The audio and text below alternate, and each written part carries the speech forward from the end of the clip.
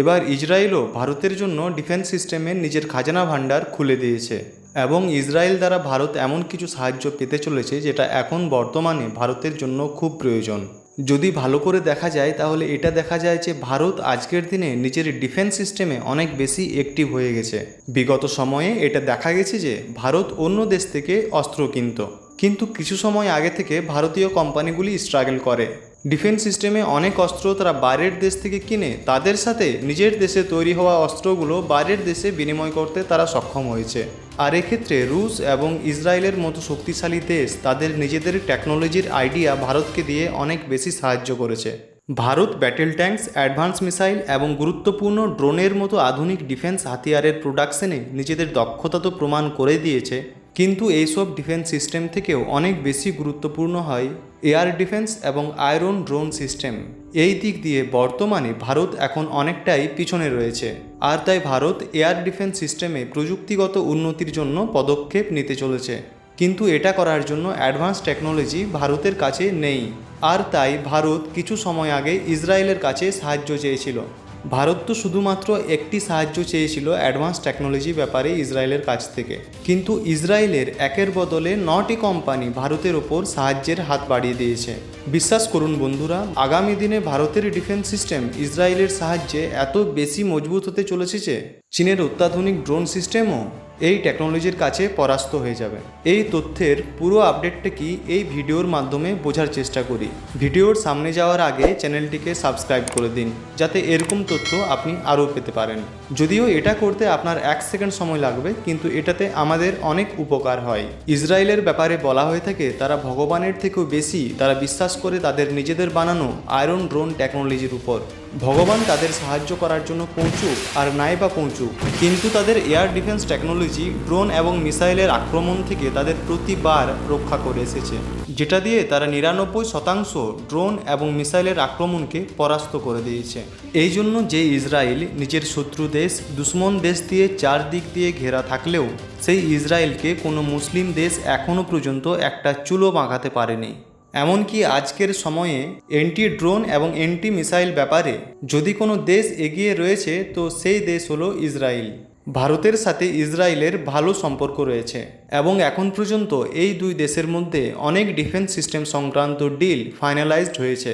আপনি জানলে অবাক হবেন, ইসরায়েলকে যেখানে ডিফেন্স সিস্টেম ব্যাপারে সুপার পাওয়ার মানা হয়ে থাকে সেই দেশেও ভারতের থেকে অস্ত্র বা হাতিয়ার কিনে থাকে।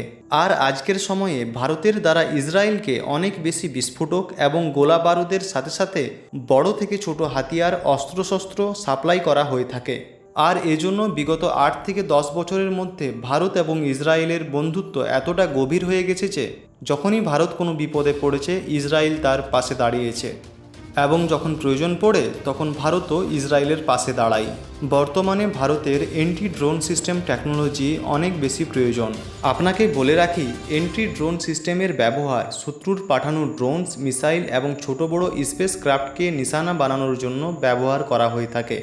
আর পাকিস্তান যেভাবে প্রতিনিয়ত চীনের থেকে ক্রয় করা অ্যাডভান্স ড্রোনের ব্যবহার করে ইন্ডিয়ান বর্ডারের পাশে ড্রাগস থেকে শুরু করে বেআইনি দ্রব্য পাঠানো শুরু করেছে, এটার কারণে এ সময় অ্যান্টি ড্রোন সিস্টেমের খুব প্রয়োজন ভারতের।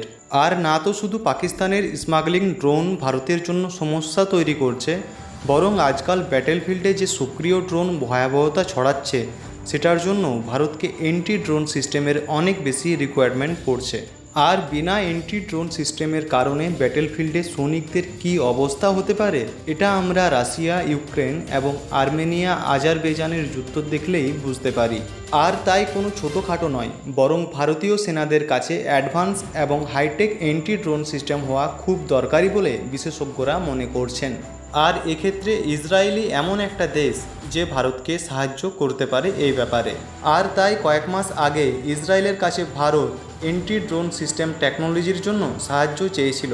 কিন্তু অবাক করার মতো বিষয় এটা হচ্ছে যে ইসরায়েলের একটা নয় বরং 9খানা ডিফেন্স কোম্পানি নিজেদের আলাদা আলাদা ধরনের অ্যান্টি ড্রোন সিস্টেম টেকনোলজি দেওয়ার প্রস্তাব ভারতের সামনে তুলে ধরেছে। কিন্তু চীন এবং পাকিস্তানের মতো দেশের ভাবার বিষয় এটা হচ্ছে যে এটা সেই ইসরায়েল দেশই হচ্ছে যে কিনা নিজেদের ডিফেন্স সিস্টেম টেকনোলজি অন্য কোনো দেশের সাথে অতি সহজে শেয়ার করে না। কিন্তু এই ইসরায়েলের সাথে ভারতের বন্ধুত্ব এতটা গভীর হয়ে গেছে যে তারা ভারতকে 9টি আলাদা আলাদা ধরনের অ্যান্টি ড্রোন সিস্টেমের অ্যাডভান্স টেকনোলজি অফার করে দিয়েছে। আর এই ইসরায়েলি কোম্পানি দ্বারা এদের প্রদর্শনও অনেক ভালোভাবে ভারতকে দেখানো হয়, যাতে এই অ্যান্টি ড্রোন সিস্টেমের মধ্যে যে টেকনোলজি ভারতের ভালো লাগবে ভারত তাকে একুয়ার করে। অন্যদিকে দেখা গেলে এটা একদমই না যে ভারত নিজেরা এরকম অ্যান্টি ড্রোন টেকনোলজি বানাতে পারবে না, বরং ভারতের অনেকগুলি defence company anti drone system বানাচ্ছে। কিন্তু সমস্যাপূর্ণ এই কথাটা হচ্ছে যে ভারতে বানানো অ্যান্টি ড্রোন এতটা বেশি অ্যাডভান্স এবং এতটা বেশি উন্নত টেকনোলজির নয়, যখন কিনা ইসরায়েলের টেকনোলজি অনেক বেশি উন্নত। আর সেজন্যই ভারতকে ইসরায়েলের কাছে সাহায্য নিতে হচ্ছে। আর আপনাকে বলে রাখি, ভারত এবং ইসরায়েলের মধ্যে অ্যান্টি ড্রোনকে নিয়ে ফাইনালাইজড হয়ে চলা এটা কোনো ছোটোখাটো ডিল নয়, বরং এটা এতটা গুরুত্বপূর্ণ যে এর জন্য ভারতের রাজধানী নতুন দিল্লিতে একটি হাই লেভেলের মিটিং কন্ডাক্ট করা হয়েছিল। এই মিটিং 1 বা 2 ঘন্টার ছিল না, বরং এই মিটিং 2, 3 থেকে 4 সেপ্টেম্বর পর্যন্ত কন্ডাক্ট করানো হয়। কারণ দুই দেশের মধ্যে লাগাতার 3 দিন ধরে চলা এই মিটিংয়ে ডিফেন্স সিকিউরিটি নিয়ে আরও কিছু পার্টনারশিপ ফাইনাল হয়েছে। আর মূল্যবান কথা এটাও, এই মিটিংয়ের সময় ইসরায়েলের ডিফেন্স এক্সপোর্টের অফিসার্স এবং ডিফেন্স কোম্পানির যারা ম্যানুফ্যাকচারিংয়ের কাজ দেখেন তাদেরও অফিসার্স এই মিটিং অ্যাটেন্ড করার জন্য সশরীরে ভারতের নতুন দিল্লিতে উপস্থিত হন। ভারতের পক্ষ থেকে ডিপার্টমেন্ট অফ ডিফেন্স মিনিস্ট্রি সহ ইন্ডিয়ান ডিফেন্স ম্যানুফ্যাকচারিংয়ের আধিকারিক ব্যক্তিরা এতে যোগ দেন। আর কেবল 3 দিনের ভিতর কন্ডাক্ট করা এই সেমিনারে ভারতের ডিফেন্স কোম্পানি এবং ইসরায়েলের ডিফেন্স কোম্পানির সাথে সাথে আধিকারিকদের মধ্যেও 150 থেকে বেশি ব্যবসায়িক বৈঠক কন্ডাক্ট করানো হয়। এই ঘটনা নিজে নিজেই একটা অনেক বড় অ্যাচিভমেন্ট। আর ভারতের এটাতে প্রথম উদ্দেশ্য এটাই ছিল যে ইসরায়েলের কোম্পানিগুলোকে ইনভাইট করা হোক, যাতে তারা ভারতীয় কোম্পানিগুলোর সাথে মিশে মেড ইন ইন্ডিয়ার মাধ্যমে নিজেদের টেকনোলজি এক্সচেঞ্জ করে ম্যানুফ্যাকচারিং করতে পারে।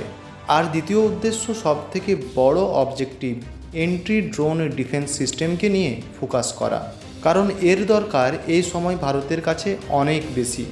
এই সেমিনারের খবর শোনার পর চীন এবং পাকিস্তানের কী রিয়াকশন হবে তা কমেন্ট সেকশনে নিশ্চয়ই জানাবেন। আমাদের কাজ ভালো লাগলে চ্যানেলটিকে অবশ্যই সাবস্ক্রাইব করবেন। ধন্যবাদ।